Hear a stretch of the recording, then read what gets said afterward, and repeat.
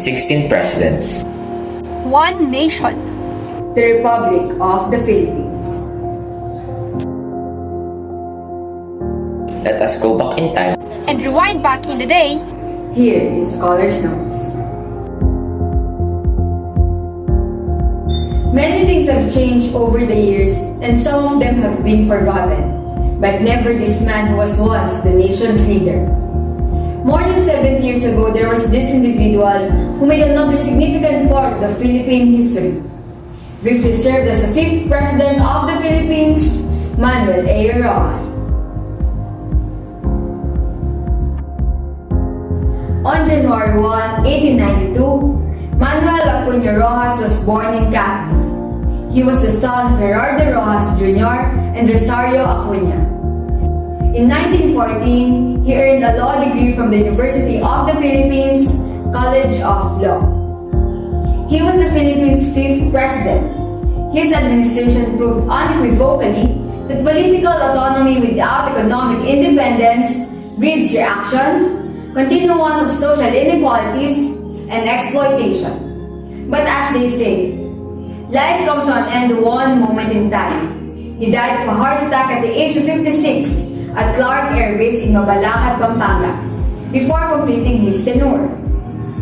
Despite the fact that he only served for 2 years, those 2 years became a part of history's change. How did he do as a president?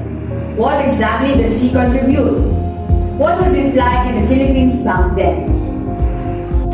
A draft agreement was reached in Washington on May 10, 1946, authorizing the U.S. to keep its Filipino bases for 99 years after independence. He also stated that he preferred the Americans to have largely naval and aviation bases in the Philippines, and that he wanted the number of U.S. Army bases to be maintained to a minimum. Furthermore, on June 21, he came before another joint session of Congress and encouraged the ratification of 2 laws passed by the United States Congress on April 30, 1946.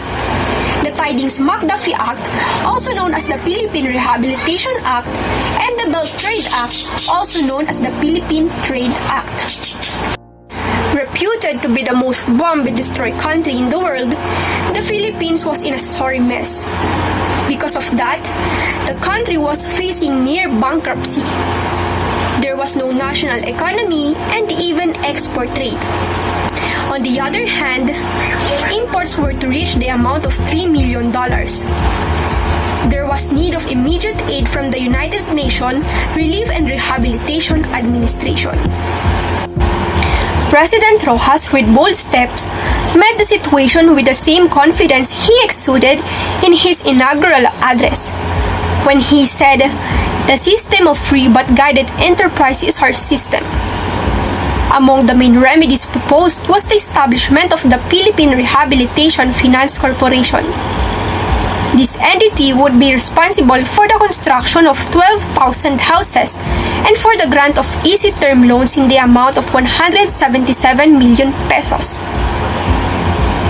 Another proposal was the creation of the Central Bank of the Philippines to help stabilize the Philippine dollar reserves and coordinate in the nation's banking activities, gearing them to the economic progress. Concentrating on the sugar industry, President Rojas would exert such efforts as to succeed in increasing production from 13,000 tons at the same time of the Philippine liberation to an all-high of 1 million tons. But behind every success, there is a trail of multiple failures. Despite the fact that Rojas was successful in obtaining restoration funding from the US after independence, he was compelled to give military bases, 23 of which were leased for 99 years, trade restrictions for Filipino residents, and special rights for US property owners and investors. Graft and corruption plagued his administration, which was evidenced by the surplus of war property scandal, Chinese immigration quota scandal, and school supply scandal. Surplus of war property scandal, or also known as pork barrel scam, involved the reported $90 billion worth of funds raised from the sale of property used in World War II. Abuses by the provincial military police aided the growth of the left-wing Huk Balahap, or Huk in short.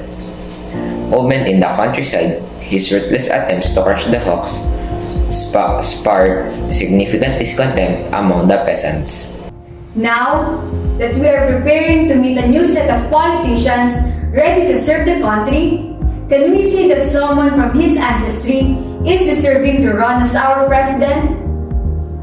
Given the struggles, given the failures faced by the Rojas administration, do you think another Rojas deserves the vote of us Filipinos? Mar Rojas, the known grandson of the late Manuel Rojas, who tried to follow the footsteps of his grandfather in the last 2016 presidential elections. Every Filipino has the political right to serve the country. If Mar Rojas will be given a chance to run again as a president, we should not base on his ancestry, but on his capabilities.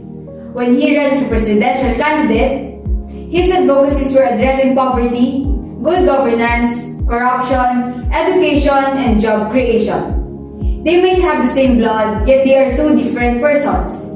Manuel Rojas may have failures, but this should not be our basis of Mar Rojas being the president.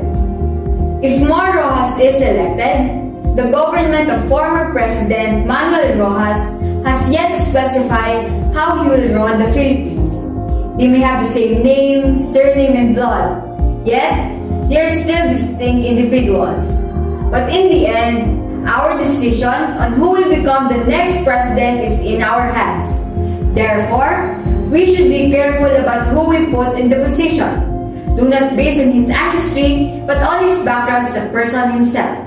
It is not about the blood, but it is about who will stand up. It is not about the length of time, but it is about the depths of his passion and determination to serve the country. And this is Scholar's Notes.